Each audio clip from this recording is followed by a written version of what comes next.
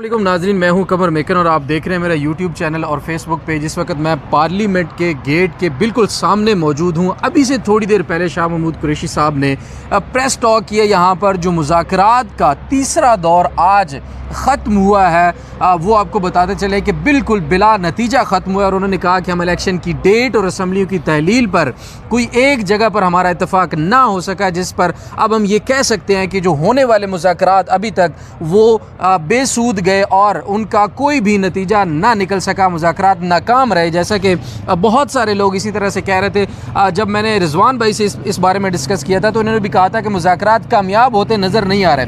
रिजवान भाई, सबसे मेन वजह आपको क्या नज़र आती है? ये तो एक्सपेक्टेड था कि नाकाम होंगे, लेकिन नाकाम क्यों होंगे जबकि हुकूमत भी चाहती है कि असम्बली हम तहलील कर दें, हम आगे इलेक्शन के प्रोसेस में जाएं। पीटीआई बहुत अरसे से डिमांड कर रही है। डेडलॉक भी सारे ख़त्म हो गए थे, टेबल पर भी आ गए, लेकिन असल वजह आपके ख्याल में क्या बनी? रुकावट क्या थी? देखिए, इसमें कोई शक नहीं है कि हुकूमत संजीदा थी। हुकूमत में बैठे जो लोग हैं वो चाहते थे कि मसले का कोई हल निकले और उसके लिए उन्होंने कुछ तजावीज़ भी पेश की।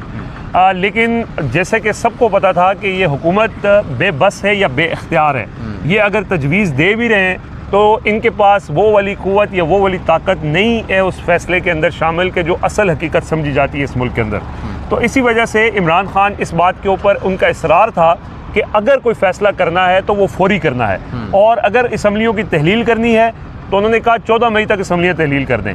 इसमें थोड़ा सा पीटीआई वफ्द का ये कहना था कि चलें जी, बजट का टाइम है, हुकूमत को दे देते हैं, उन्होंने बजट पेश करना है। तो उन्होंने कहा चलो बजट पेश कर लें, लेकिन 14 तारीख तक आप असम्बलियाँ तहलील करने की तारीख दे दें, तहरीरी तौर पर बता दें, ताकि सुप्रीम कोर्ट में हम जमा करा दें कि हमारे मुज़ाकरात कामयाब हो गए और अब हम आगे बढ़ना चाहते हैं। हुकूमत इसके लिए तैयार नहीं थी, और हुकूमत ऑब्वियसली इसलिए तैयार नहीं थी कि किसी सूरत भी हुकूमत को ये ग्रीन सिग्नल नहीं मिला कि इलेक्शंस होने हैं। इलेक्शंस नहीं होने, अभी तो नहीं होने, और अभी इनको ये भी इनके जहन में डाला गया है कि ज़रूरत पड़ी तो अक्टूबर में भी नहीं होंगे। तो कोई ज़रूरत नहीं है कि कुछ सॉलिड गारंटी दें। हाँ, इनको इंगेज करें तहरीक इंसाफ के लोगों को, और उसके लिए उन्होंने कहा कि जी पूरे मुल्क में एक इलेक्शन के लिए भी हम तैयार हैं। हम ये भी चाहते हैं कि निगरान सेटअप हो पूरे मुल्क में, तब जाके इलेक्शंस हों, और ऐसा निगरान सेटअप हो जिसमें इत्तफाक़ राय हो। इस बात पर भी तैयार थे। लेकिन तहरीक इंसाफ ने 2 तजावीज़ सामने रखी। शाह महमूद कुरैशी साहब ने उसको तफसील से बयान भी कर दिया है, लेकिन उन्होंने ये कहा था कि हम अपने मौक़िफ़ से पीछे हटने के लिए ज़रूर तैयार हैं। आप हमें तारीख दे दें, बेशक अपना टाइम ले लें, लेकिन हुकूमत तारीख देने में तैयार नहीं है। आपके सवाल का आसान सा जवाब ये है कि जो हुकूमत को लेके आए थे वो नहीं चाहते कि अभी इलेक्शंस हों। उनको, हुकूमत को उनका मैंडेट हासिल नहीं था, हुकूमत के लोग बेख्तियार थे, लिहाजा वो कोई फ़ैसला नहीं कर सके, और अब मामला दोबारा से सुप्रीम कोर्ट में जा रहा है। फवाद चौधरी साहब ने भी कहा है कि हम कल सुप्रीम कोर्ट में दोबारा अपनी रिटन रिपोर्ट जो है वो जमा करवाएंगे। ऑप्टिमिस्टिक थे हम लोग कि शायद कोई इसका नतीजा निकल आएगा, क्योंकि पीडीएम की सारी जमातें इसमें मौजूद थी। मौलाना फजलुर रहमान पहले दिन से मौजूद नहीं थे इन इलेक्शंस में। आपको क्या लगता है कि मौलाना फजलुर रहमान और ताकत का असल सरचश्मा जिन लोगों के पास है वो एक पेज पर थे? इसमें कोई शक नहीं है, इसमें कोई दो राय नहीं है, क्योंकि ज़ाहिर है मौलाना फजलुर रहमान को भी पता था कि ये मुज़ाकरात, और ऑब्वियसली देखें इस वक्त ये आपने भी कहा कि संजीदा, हम ऑप्टिमिस्टिक इसलिए थे कि ये जो जमातें बैठी हुई थी ये भी चाहते थे कि कोई इसका सियासी हल निकले। ये भी आइन शिकनी का बोझ अपने सर पीपल्स पार्टी नहीं उठा सकती, मुस्लिम लीग नून का भी एक हिस्सा नहीं उठा सकता। तो इनकी कोशिश थी कि कोई हल निकले, लेकिन मौलाना फजलुर रहमान साहब को ये यकीन दहानी मिली हुई है, और मौलाना फजलुर रहमान साहब को और जिनका आपने हवाला दिया है उनको इस बात का कन्फर्म है कि इलेक्शन अगर हो जाएंगे तो इमरान खान इक़्तिदार में आएगा, और इमरान खान इक़्तिदार में आ गया तो फिर हमारी खैर नहीं है। सो इस वजह से उन्होंने कहा था कि कोई ऐसी कोशिश अगर जो इलेक्शन की तरफ बढ़ भी रही है हम उसका हिस्सा नहीं बनेंगे। तो यही वजह थी मौलाना साहब इसका हिस्सा नहीं बने, और वैसे भी उनको इदराक था, उनको इस बात का पता था कि वो जिस पेज के ऊपर इस वक्त खेल रहे हैं वो पेज अभी यही चाहते हैं कि इलेक्शंस ना हो, और जब वो ये चाहते हैं कि इलेक्शंस ना हो, फिर किस मुल्क में किसकी क्या औकात है कि इलेक्शन हो। फिर आइन भी रद्दी की टोकरी में चला गया, सुप्रीम कोर्ट ने 2 फैसले दिए, रद्दी की टोकरी में चले गए। तो मौलाना फजलुर रहमान साहब जो हैं वो आपको पता है एक्सपीरियंस सियासतदान है, उनको पता है कि क्या होना है, लिहाजा उन्होंने उसी हिसाब से अपना फैसला किया और उन्होंने मुज़ाकरात के हिस्सा नहीं बने। अच्छा, हुकूमती जो अरकान मौजूद थे मुज़ाकरात के अंदर, उनकी वैल्यू का अंदाज़ा तो आवाम को भी हो गया होगा कि हुकूमत में किस मकाम पे बैठे हैं और इनके पास कितने सारे इख्तियारात हैं। और दूसरा जो उन्हीं लोगों का कुछ अर्सा पहले नैरेटिव था जी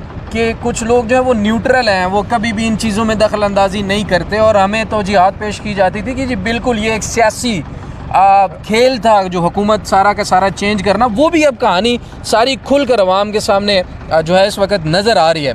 अब फ्यूचर क्या देखते हैं, सुप्रीम कोर्ट क्या करने जा रही है? देखिए, सुप्रीम कोर्ट भी क्या कर लेगी, आपके सामने सुप्रीम कोर्ट ने पहले भी फैसला दिया, अब भी फैसला देगी। सुप्रीम कोर्ट अपने फैसलों पे जो रुकावट बने हैं उनके खिलाफ कार्रवाई करेगी। अगर उनको नाअहल करने का फैसला दे देती है, नहीं माना जाएगा। क्यों नहीं माना जाएगा कि सुप्रीम कोर्ट, आपको याद होगा जब 1997 में जब इसी सुप्रीम कोर्ट पे हमला हुआ था, जस्टिस सजाद अली शाह ने उस वक्त के आर्मी चीफ को ख़त लिखा था।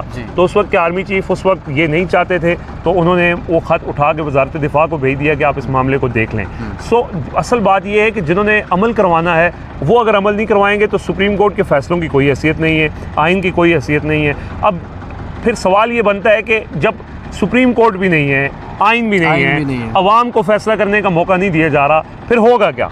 तो ये इस वक्त मामला जिस तरफ बढ़ रहे हैं उसमें सबको पता है कि जो सियासी जमातें हैं वो एक्सपोज हो गई हैं और जो बाकी लोग हैं वो भी एक्सपोज हो गए हैं। अब ये आखिरी बॉल तक जो मामला जाएगा, इनकी तो कोशिश ये है कि ये कंट्रोल कर लेंगे किसी हद तक। इसलिए कंट्रोल कर लेंगे कि जी इमरान खान को नाअहल करना है, इमरान खान की नाअहली के बाद फिर इलेक्शन करवाने हैं। सो ये कोशिश अब इनकी यही है कि इमरान खान की नाअहली के दौरान चीफ जस्टिस भी अपना मुद्दत पूरी कर देंगे, सितंबर तक चीफ जस्टिस भी फारिग हो जाएंगे, सितंबर तक इमरान खान की नाअहली भी हो जाएगी, फिर उसके बाद सुनिया हो जान गलियाँ थे, फिर मिर्ज़ा यार फिर ये इनकी प्लानिंग है। लेकिन कमर मेकन साहब, इनकी प्लानिंग थी अप्रैल 2022 में, इन्होंने कहा था कि आप हुकूमत संभालें, हम इमरान खान को संभालते हैं। ना इनसे हुकूमत संभली, ना उनसे इमरान खान संभला।